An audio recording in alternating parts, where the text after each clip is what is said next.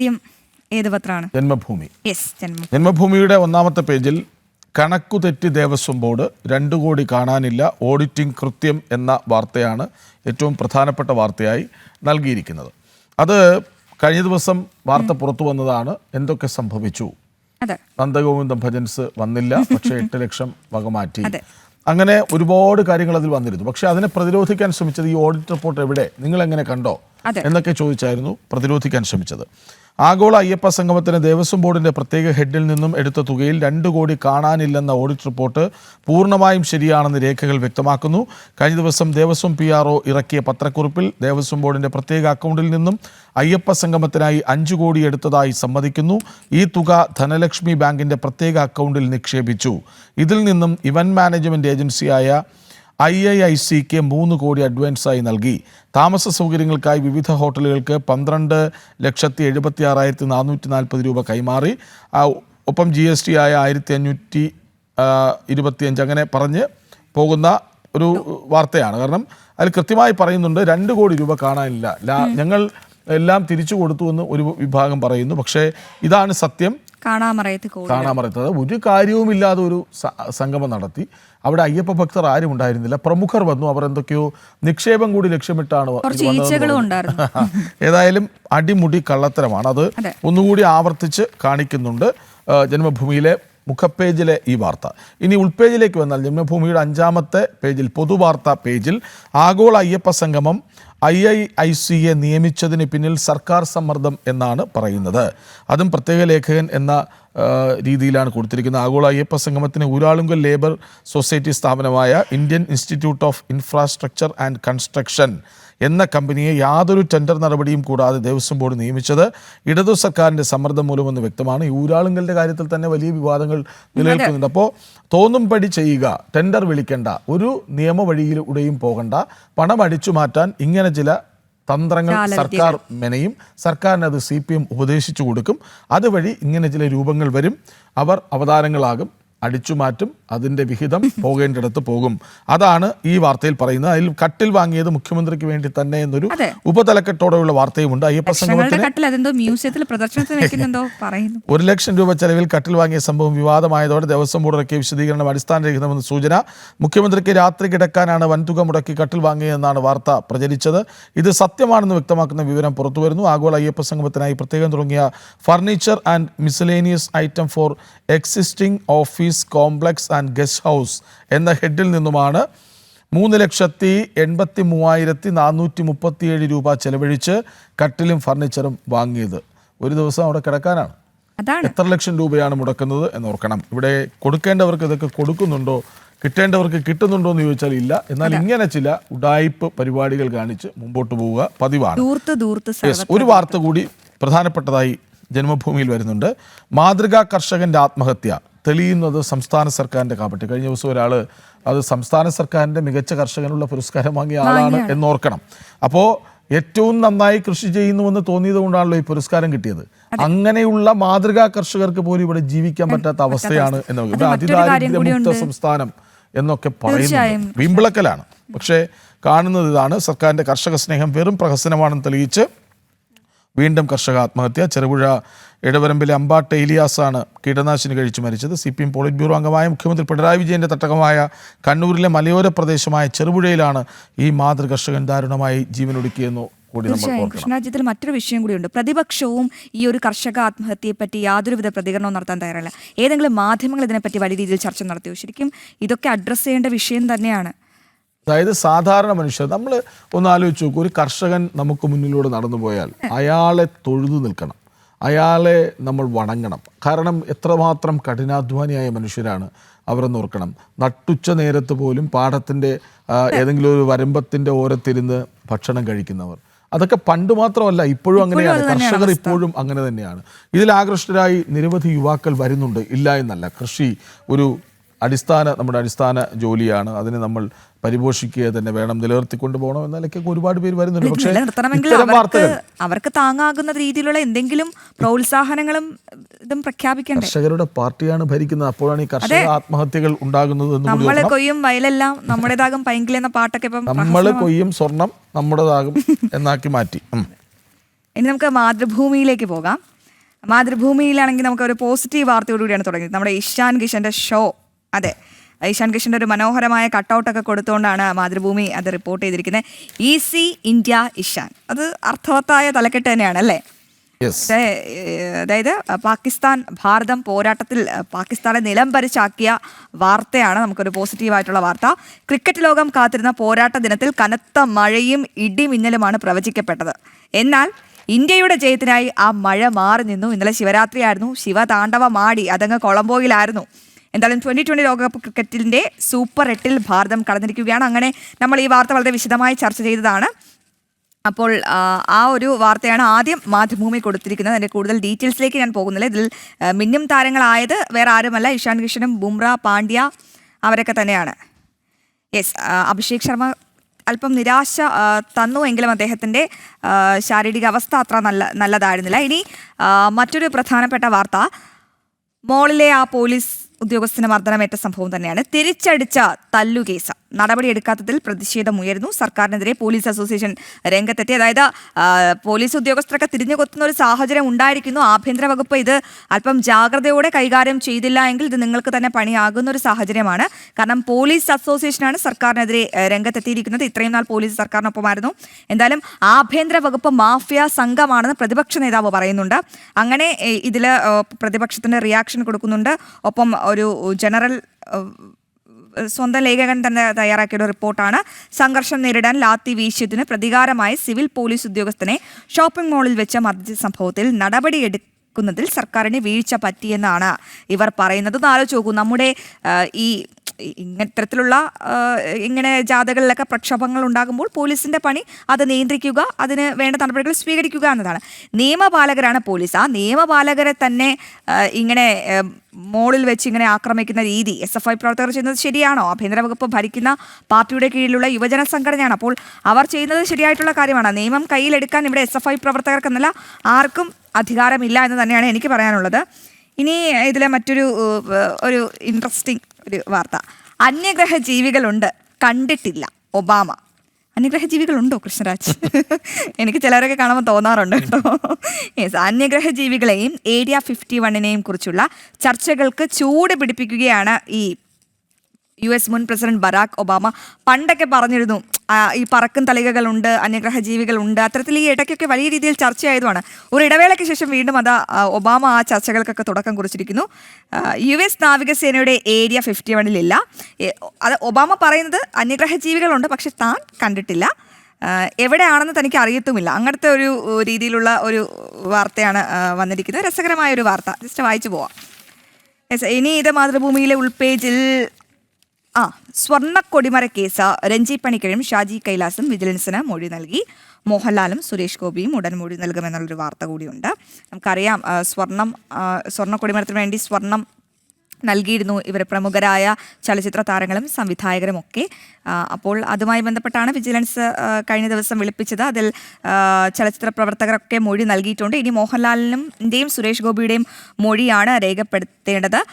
ഒന്നുകൂടി പറയാം, ചലച്ചിത്ര പ്രവർത്തകരായ രഞ്ജി പണിക്കർ, ഷാജി കൈലാസ്, സുരേഷ് കുമാർ എന്നിവരുടെ മൊഴിയാണ് രേഖപ്പെടുത്തിയത്. മോഹൻലാൽ, സുരേഷ് ഗോപി അവരൊക്കെ മൊഴി നൽകാമെന്ന് അങ്ങോട്ട് തന്നെ അറിയിച്ചിട്ടുണ്ട്. സ്വർണം സംഭാവന നൽകിയ 27 പേരിൽ നിന്നാകും മൊഴിയെടുക്കുക. കൂടുതൽ പേർ സംഭാവന നൽകിയിട്ടുണ്ടോ എന്നറിയാൻ മാധ്യമങ്ങളിൽ പരസ്യം നൽകാനും ആലോചിക്കുന്നുണ്ട്.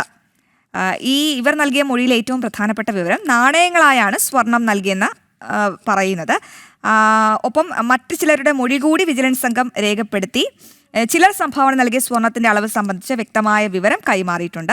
മറ്റു ചിലർ സ്വർണം നൽകിയെന്നത് സ്ഥിരീകരിച്ചിട്ടുണ്ടെങ്കിലും അളവ് എത്രയെന്ന് ഓർമ്മയില്ല എന്നാണ് അറിയിച്ചിരിക്കുന്നത്. അങ്ങനെയാണ്. ഇനി മറ്റ് മാതൃഭൂമിയിൽ അങ്ങനെ ധനകാര്യത്തെ പറ്റിയൊക്കെ കൊടുത്തിട്ടുണ്ട്. ഒപ്പം സൂപ്പർ ആയിട്ടോ എന്നുള്ള സ്പോർട്സ് പേജ് അവർ നന്നായി കളറാക്കിയിട്ടുണ്ട്. ഇതൊക്കെയാണ് മാതൃഭൂമിയിൽ ഏറ്റവും പ്രധാനപ്പെട്ട. നമുക്ക് മലയാള മനോരമയിലേക്ക് വന്നാൽ, അയ്യപ്പ സംഗമത്തിന്റെ ചെലവിൽ സർക്കാർ വാദം പൊളിയുന്നു എന്നത് കുറച്ചുകൂടി കൃത്യമായി കണക്ക് നിരത്തി തന്നെ പറയുന്നുണ്ട്. ഊരാക്കുടുക്ക് എന്ന തലക്കെട്ടോടു കൂടിയാണ്. യഥാർത്ഥ ചെലവെത്ര, തമ്മിൽ ചേരാതെ 3 കണക്കുകൾ അത് അവർ കൃത്യമായി പറയുന്നുണ്ട്. ഒന്ന്, ഊരാളുങ്കലിന്റെ GST ഇൻവോയ്സിൽ പറയുന്നത് 7,11,00,000 രൂപ. ഓഡിറ്റ് റിപ്പോർട്ടിലെ കണക്ക് 6,32,00,000 രൂപ. ദേവസ്വം കമ്മീഷണറുടെ കണക്ക് 4,05,00,000 രൂപ. എന്തൊരു വ്യത്യാസമാണെന്ന് ആലോചിക്കണം. അതായത് കരാറുകാരായ ഊരാളുങ്കൽ ലേബർ കോൺട്രാക്ടേഴ്സ് സൊസൈറ്റി നൽകിയത് സർക്കാർ വാദത്തിനും ഓഡിറ്റ് റിപ്പോർട്ടിനും വിരുദ്ധമായ കണക്ക്. തിരുവിതാംകൂർ ദേവസ്വം ബോർഡിനുള്ള സേവനത്തിന് നികുതി അടയ്ക്കുന്നതിനായി GST വകുപ്പിന് ഊരാളുങ്കൽ സെപ്റ്റംബറിൽ നൽകിയ ഇൻവോയ്സിൽ സംഗമത്തിൻ്റെ ചെലവ് 7,11,00,000 എന്നാൽ സംഗമത്തിന് ആകെ ചെലവായത് 6,32,00,000 ഹൈക്കോടതിക്ക് നൽകിയ ഓഡിറ്റ് റിപ്പോർട്ടിൽ പറയുന്നു. നേരെ തിരിച്ച് സ്പെഷ്യൽ കമ്മീഷണർക്ക് ദേവസ്വം കമ്മീഷണർ സ്പെഷ്യൽ കമ്മീഷണർക്ക് കൈമാറിയ എസ്റ്റിമേറ്റ് റിപ്പോർട്ടിലാകട്ടെ ചെലവ് GST കൂടാതെ 4,50,00,000 രൂപ, 4.5 കോടി രൂപയാണ്. അപ്പോൾ എന്താണെന്ന് ഒരു എത്തുംപിടിയും കിട്ടുന്നില്ല എന്ന് 3 കണക്കുകൾ വരുന്നു. ഇനി മറ്റൊന്ന്, തുക പറയുന്നില്ല മന്ത്രി ഇനിയും തുക പറയുന്നില്ല. മന്ത്രി പറഞ്ഞ എല്ലാം ഓക്കെയാണ്, തിരിച്ചടച്ചു എന്നൊക്കെയാണ് പറഞ്ഞത്. അയ്യപ്പ സംഗമത്തിന് 4 മാസങ്ങൾക്ക് ശേഷം ജനുവരി 28-ന് തിരുവഞ്ചൂർ രാധാകൃഷ്ണന് നിയമസഭയിൽ മന്ത്രി VN വാസവൻ നൽകിയത് തന്ത്രപരമായ മറുപടിയാണ്. അനുവദിച്ച പണത്തിൻ്റെ കണക്കാണ് ചോദിച്ചതെങ്കിലും മതസമ്മേളനങ്ങൾക്ക് ബോർഡിൽ ബജറ്റ് വകയിരുത്തിയിരിക്കുന്ന തുക അയ്യപ്പ സംഗമത്തിൻ്റെ അഡ്വാൻസ് ഇനത്തിൽ ചെലവിട്ടെന്നും സ്പോൺസർമാർ വാഗ്ദാനം ചെയ്ത തുക ലഭിച്ചപ്പോൾ തിരികെ നിക്ഷേപിച്ചെന്നുമായിരുന്നു മന്ത്രിയുടെ മറുപടി. എത്ര രൂപ എടുത്തെന്നോ എത്ര തിരിച്ചടച്ചെന്നോ എത്ര സ്പോൺസർഷിപ്പായി വന്നെന്നോ ഒന്നും അന്ന് പറഞ്ഞില്ല. അപ്പോൾ മനഃപൂർവ്വം, അപ്പോൾ നേരത്തെ SR കുമാർ പറഞ്ഞതൊക്കെ കൃത്യമാണെന്ന് തെളിയുകയാണ്. കാരണം എല്ലാത്തിനും പിന്നിൽ കൃത്യമായ ഗൂഢാലോചനയുണ്ട്, എങ്ങനെ നടപ്പാക്കണം. അപ്പോൾ ഉത്തരം പറയുമ്പോലും അത് നടപ്പിലാക്കുന്നുവെങ്കിൽ പ്ലാൻ ഇല്ലാതെ പറ്റില്ലല്ലോ. പ്ലാനുണ്ട് ഇത്തരം അടിച്ചുമാറ്റലുകൾക്ക്, പക്ഷെ സംസ്ഥാനത്തെ നന്നാക്കാൻ ഒരു പ്ലാനും ഇല്ല എന്നതാണ് മറ്റൊന്ന്. കോൺഫിഡൻസ് കൂടിയാണെന്ന് മന്ത്രി അക്കാര്യങ്ങൾ വ്യക്തമാക്കി. ശരി, മറ്റൊന്ന്, മുൻപേ നമ്മളെല്ലാവരുടെയും കണ്ണു നനയിച്ച കരളലിയിപ്പിച്ച ഒരു വാർത്തയായിരുന്നു ഈ 10 മാസം പ്രായമുള്ള ആലിൻ ഷെറിൻ എബ്രഹാം എന്ന കുട്ടിയുടെ വിയോഗം. ആ കുട്ടി 5 പേർക്ക് ജീവൻ ബാക്കി വെച്ചാണ് മടങ്ങിപ്പോകുന്നത്. എത്ര വേദനിപ്പിക്കുന്ന കാഴ്ചയാണ്. ആ അച്ഛനും അമ്മയും അവരെ നമ്മൾ എഴുന്നേറ്റ് നിന്ന് കൈകൂപ്പണം. കാരണം അവരുടെ മനസ്സ് 10 മാസം പ്രായമായി, അതായത് സംസ്ഥാനത്ത് ഏറ്റവും പ്രായം കുറഞ്ഞ അവയവദാതാവാണ് ഇപ്പോൾ ഈ നമ്മുടെ ആലിൻ എന്ന കുഞ്ഞു മാലാഖ. അവരുടെ ഈ സംസ്കാരത്തിനായി ആ കുട്ടിയുടെ മൃതദേഹം പള്ളിയിലെത്തിക്കുമ്പോൾ അവിടെ അടുത്തിരിക്കുന്ന മാതാപിതാക്കൾ അരുൺ എബ്രഹാമും ഷെറിൻ ആൻജോണും അവരെ എന്ന് വെച്ചാൽ ഇനി എന്താണ്, ഞങ്ങളുടെ കുഞ്ഞോമന വിട പറഞ്ഞിരിക്കുന്നു, എങ്ങനെയാണതിനെ ഇപ്പോഴും ആ മുഖം കണ്ടാൽ അറിയാം, എങ്ങനെയാണിത് മറക്കാനാവുക, ഈ നിമിഷങ്ങളിൽ നിന്ന് എങ്ങനെയാണ് പിന്നോട്ട് പോകാനാവുക. അത് കരുത്തരായ മാതാപിതാക്കൾ തന്നെ. അതുകൊണ്ടാണല്ലോ ആ കുട്ടിയുടെ അവയവങ്ങൾ ദാനം ചെയ്യാൻ അവർ തീരുമാനിച്ചത്. പക്ഷേ ഏറ്റവും വലിയ ആശ്വാസം 5 പേരിൽ ആലൻ ജീവിക്കുമെന്നത് തന്നെയായിരിക്കും. അത് വളരെ അത് മറുവശത്ത് അവർ അഭിനന്ദനം അർഹിക്കുന്നു. അത് 5 പേരിലേക്ക് ആ ജീവൻ പകർന്നു നൽകുന്ന രീതിയെ നമ്മൾ മാതൃകാപരമെന്ന് തന്നെ പറയേണ്ടി വരും. മറ്റൊന്ന്, ഉൾപേജിലേക്ക് പോയാൽ 7ാമത്തെ പേജിലെ വാർത്ത ആരു രക്ഷിക്കും സപ്ലൈകോയെ എന്നാണ്. സപ്ലൈകോ എല്ലാം ഗംഭീരമാണ്, നിറഞ്ഞു കവിഞ്ഞിരിക്കുകയാണ്, വന്ന് ലാഭത്തിന് എടുത്തുകൊണ്ട് പൊയ്ക്കോളൂ എന്നാണ് സർക്കാർ ഇപ്പോഴും പറയുന്നത്. പക്ഷേ കേന്ദ്ര കുടിശ്ശിക 1,344 കോടി രൂപയാണ്, സംസ്ഥാനത്തിൻ്റേത് 2,149 കോടി രൂപ. അപ്പോൾ സപ്ലൈകോ എങ്ങനെ മുമ്പോട്ട് പോകും എന്ന് ചോദിക്കേണ്ടി വരുന്നു. നേരത്തെ മാതൃഭൂമിയിൽ കണ്ട ഒബാമയ്ക്ക് ഉറപ്പാണ് അന്യഗ്രഹ ജീവികളുണ്ടെന്ന വാർത്ത ഇതിനകത്ത് വരുന്നുണ്ട്. ഉൾപേജിലേക്ക് പോയാൽ അവരുടെ നേർക്കാഴ്ച പേജിൽ ശബരിമല യുവതീ പ്രവേശം സർക്കാർ തീവ്ര നിലപാടിനില്ല, അയഞ്ഞേക്കും എന്നാണ്. അവിടെ ഒരു കാർട്ടൂണും കൊടുത്തിട്ടുണ്ട്. വാരഫലം ആചാര്യനൊപ്പം ആചാരത്തിനൊപ്പം മതം മനുഷ്യനെ മയക്കുന്ന കറുപ്പ് എന്ന് പറഞ്ഞിട്ട് ഒരു നമ്മുടെ MV ഗോവിന്ദനും പിണറായി വിജയനും ഒക്കെ നിൽക്കുന്ന ഒരു കാർട്ടൂൺ കൊടുത്തിട്ടുണ്ട്. വിശ്വാസികളെ എതിരാക്കരുതെന്ന വികാരം CPM-ൽ ശക്തമാണ്. ആഹാ, എത്ര നല്ല നിലപാടാണ് എന്ന് നോക്കണം. ഒന്ന്, ശബരിമല യുവതികളെ പ്രവേശിപ്പിക്കാൻ, അവിശ്വാസികളായ യുവതികളെ പ്രവേശിപ്പിക്കാൻ നേതൃത്വം കൊടുത്ത സർക്കാർ, അതിന് പോലീസിനെ ഉപയോഗിച്ച സർക്കാർ, അതിനെ എതിർത്തവരെ ജയിലിനുള്ളിലാക്കിയ സർക്കാർ, കേസെടുത്ത സർക്കാർ, അവരിപ്പോൾ എല്ലാം പോട്ടെ, ശബരിമലയിലെ സ്വർണം മുഴുവൻ അടിച്ചുകൊണ്ട് പോയവർ, അവർക്ക് കൂട്ടുനിന്നവർ, എല്ലാത്തിനുമപ്പുറം അങ്ങ് ആഗോള സംഗമം നടത്തി ഭക്തരെ കൈപ്പിടിയിൽ ഒതുക്കാമെന്ന് വിചാരിച്ച് നടത്തിയ സംഗമത്തിൽ തന്നെ കോടികളുടെ തട്ടിപ്പ് നടത്തിയവർ ഇപ്പോൾ യുവതീ പ്രവേശനത്തിൽ തെരഞ്ഞെടുപ്പെടുത്തപ്പോൾ അയഞ്ഞേക്കും എന്ന വാർത്തയാണ് വളരെ രസകരമായി തന്നെ വിലയിരുത്തിക്കൊണ്ട് വാർത്ത നൽകിയിരിക്കുന്നത്.